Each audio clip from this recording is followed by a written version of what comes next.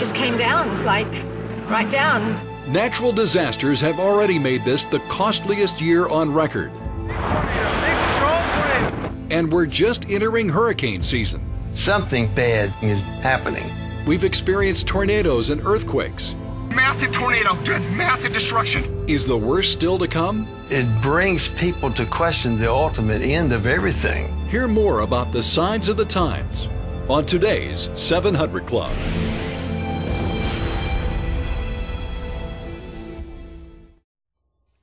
Now get this, ladies and gentlemen, it's very important. In just the first half of this year, 2011, the world experienced so many natural disasters that it was the most expensive year ever for property damages.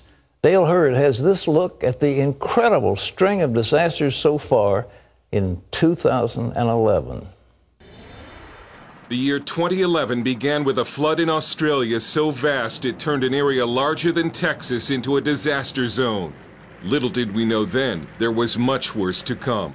In January, earthquakes hit Argentina, Chile, Iran, Pakistan, Tajikistan, and Tonga.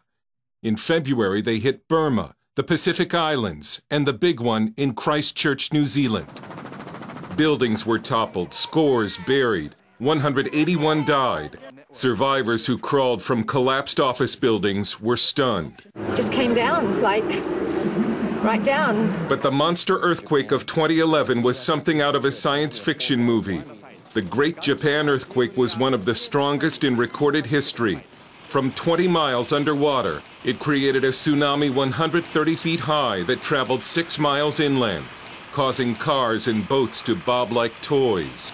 It was a quake so powerful it moved the island of Honshu 8 feet. More than 15,000 people died and almost 5,000 are missing. Then, in a terrible twist, after the quake knocked out power at the Fukushima nuclear plant, the tsunami washed out its backup generators, the last line of defense against overheating. It would be the world's first triple meltdown, spreading radiation over a wide area. It was the worst disaster to afflict Japan since World War II. The world was still in shock when the southern and eastern United States experienced the worst rash of tornadoes in recorded weather history. The 2011 super outbreak, as it was called, included 4 monster EF5 tornadoes and led to almost 350 deaths and more than $6 billion in insured losses. Tornadoes coming in the city.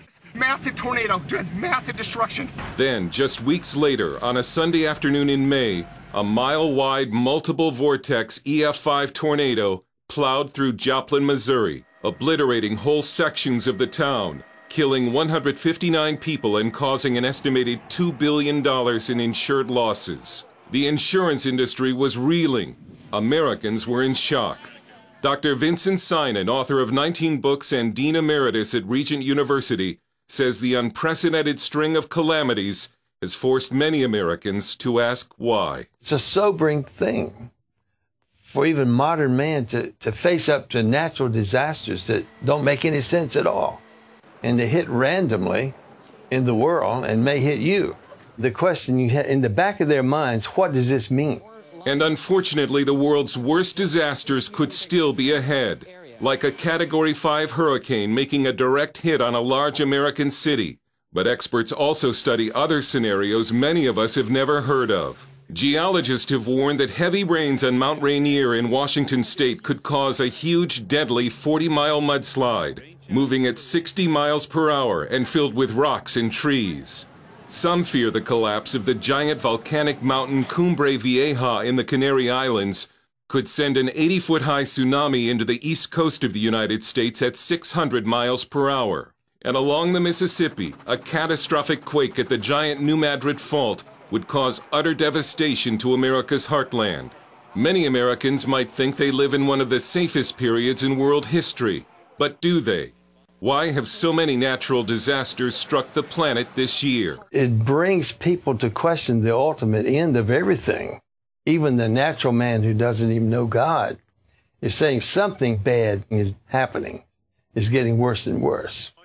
What are the ultimate reasons for this? What's the ultimate answers from God or from somewhere? Dale Hurd, CBN News. Wow, incredible. Well, natural disasters are clearly mentioned in the Bible as clues to the end of the age. Well, Pat explains that and more in this segment on the Signs of the Times. Take a look.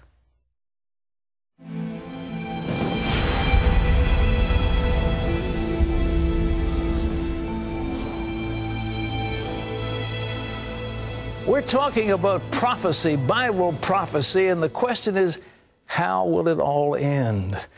And is our world that we're in now, is this the end? Are we in the last days? What's going on? What's happening? Terrible floods, terrible earthquakes, terrible natural disasters, all these things are happening. Is this the end? Well, I dare say at the time of the end of the Roman Empire, people were asking the same thing. So we've got to understand precisely what the Bible has to say about it and what will happen. Now, let's see what Jesus told his disciples.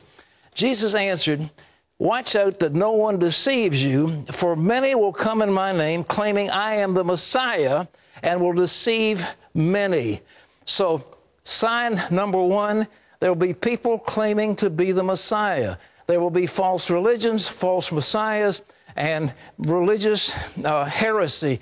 You will have that proliferating in this little period of time. Now, next, he says, you will hear of wars and rumors of wars. See that you be not alarmed. Such things must happen, but the end is not to come. So the next thing we're to look for is wars. We have had more wars in the last 2,000 years and probably in all time of history, thousands of wars. And in the last 100 years, the killing has been beyond measure. We have never seen such slaughter as we had in World War I and World War II. Now, he goes on to say, nation will rise against nation and kingdom against kingdom, and there will be famines and earthquakes in various places.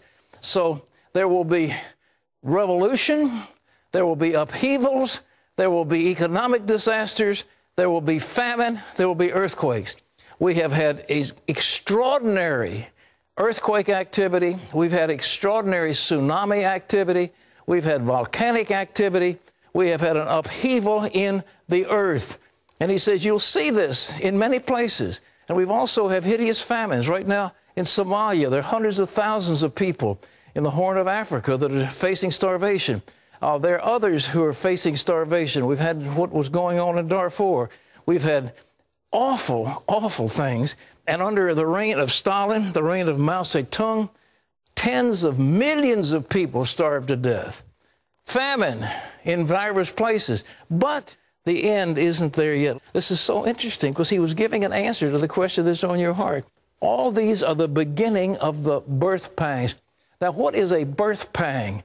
I am the proud father of 4 children and the proud grandfather of 14 grandchildren, and now I'm the proud great-grandfather of a couple more, so I got a progeny that just goes on out there. And the thing is, when a woman goes into labor, they call that labor pains or birth pangs. But once these birth pangs come, it's like the Apostle Paul, he said, it'll be like birth pangs grabbing a woman with child, and there's no escape. Once this happens, there's no end to it. It's going to come, and there's going to be the birth of what?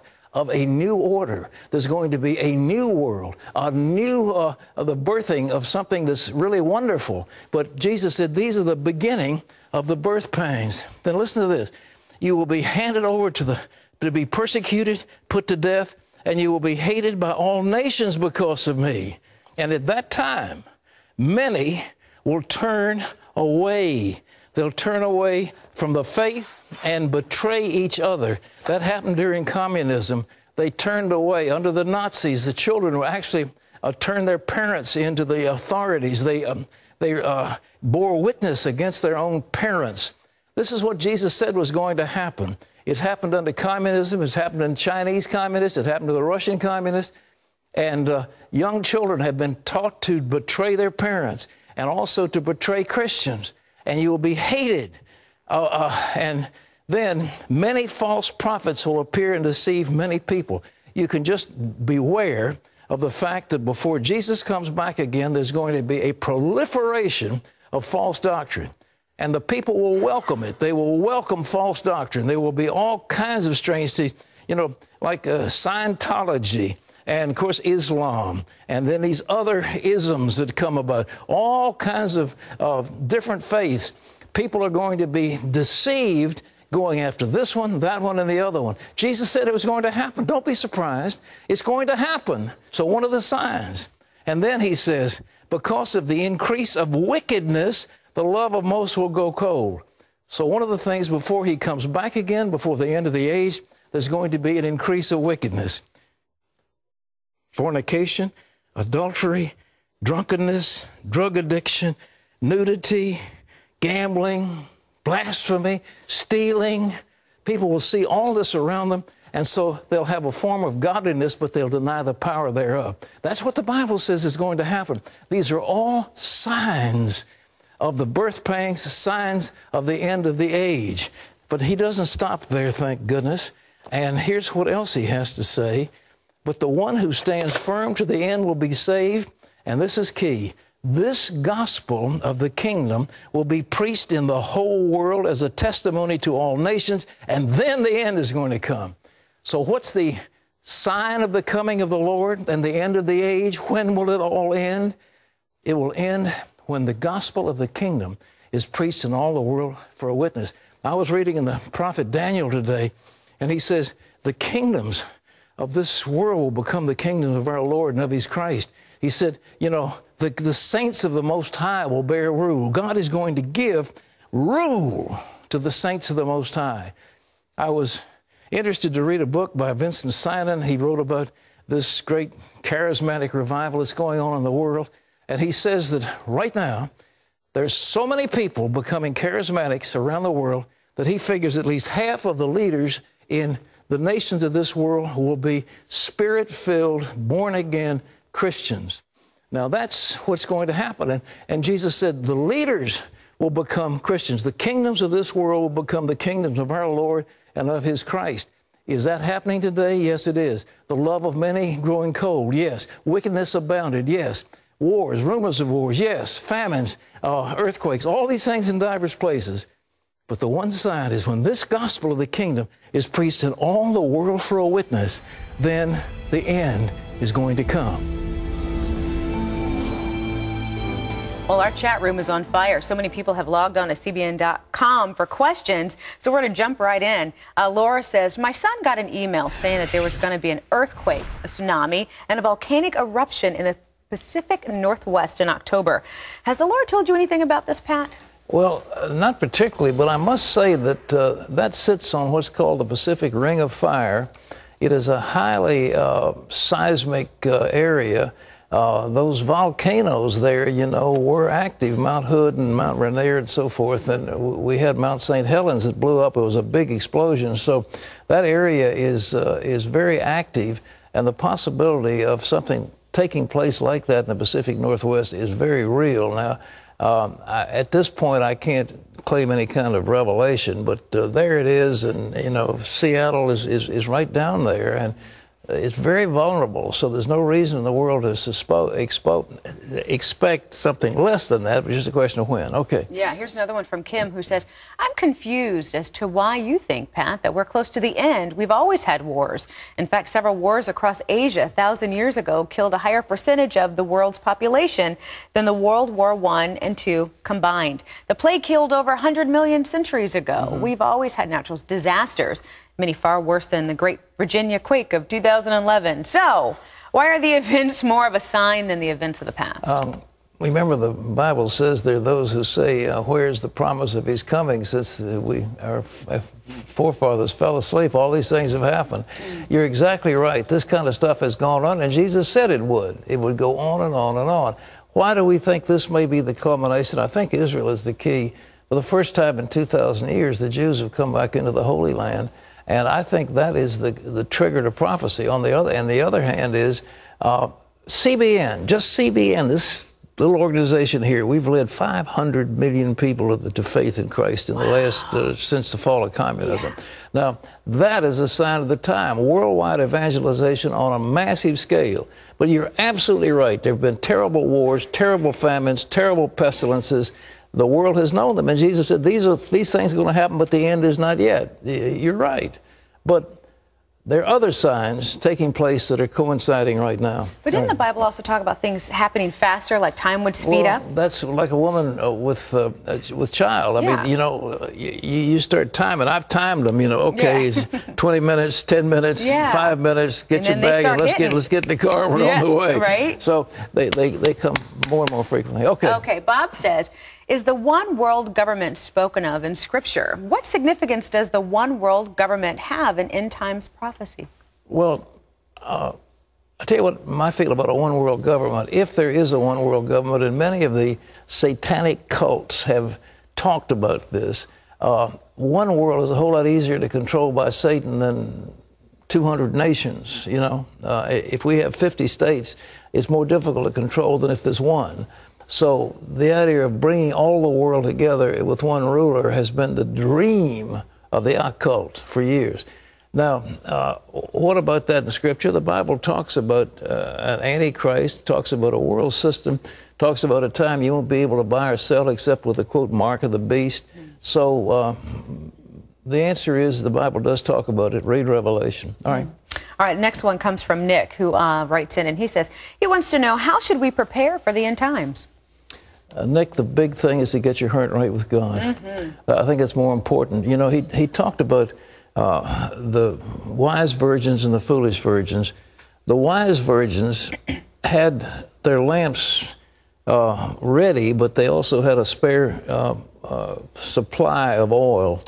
And so when the bridegroom came, they trimmed their lamps, put the oil in, and away they went. The others ran out and said, well, give us some. And they said, no, we can't. We haven't got enough to spare. So I think the biggest thing we need is to be filled with the Holy Spirit, on fire with God, and listening to God and walking with God day to day to day to day. So when something happens, the Lord will speak to us. He'll tell His people. He'll lead His people. He'll show us what to do and what not to do. At the same time, it doesn't hurt to have a supply of water, to have battery-powered radios, to have a generator if you can afford one, to have a water purification pills or something like that so you can have water. Because regardless of the coming of the Lord, if we have a serious problem like a major earthquake, major volcanic eruption, or hurricane, you'll need short-term supplies. I told our guys today, fill up all the cars with gas, get everything full up so that you're prepared. We're looking for a hurricane coming in here. We want to be prepared. Okay. Well, you know, real quick, I was kind of joking with the audience, but not really joking, about how after the earthquake hit here in Virginia, last night I'm laying in bed and I'm praying and repenting up a storm. I said, Lord, this person's got on my nerve. Lord, help me and forgive me. And I did, because my mom always said, keep your account short. Short with God. And I was like, Lord. That's the best way to get ready for whatever is going to happen. Exactly. Be filled with the Spirit. Yeah. Amen. Jackie says, since no one knows when the end times will begin, do you think that the devil has appointed certain people throughout history to be the Antichrist? For example, I think that if God wanted the end times to happen in the 1940s, then the devil would have had Hitler as the Antichrist. If the end times happen in 1,500 years earlier, the devil would have used Attila the Hun. What do you think? Well, it's hard to say that this whole concept of what's in the book of Revelation about the Antichrist, it's hard to understand. It really is. And was he talking about the Roman emperors? They were some pretty wicked people. You look at Caligula. I mean, he was as much of a monster as you could imagine. He wanted to kill his own son so they wouldn't run the possibility of taking over in his place. He could have been the Antichrist. Nero could have been the Antichrist. But the whole idea is somebody who sets himself against Jesus. And I really believe that in our world today, Islam, militant Islam, fulfills the definition. They deny the deity of Christ. They deny the power of Jesus Christ. And I just believe they're militant. They want to persecute Christians. They want to establish their political domination around the world. But the idea of a one-world government is certainly something that the Bible talks about. You can't buy or sell without having the certification of the government. Watch Big Brother, watch big government. It's not your friend.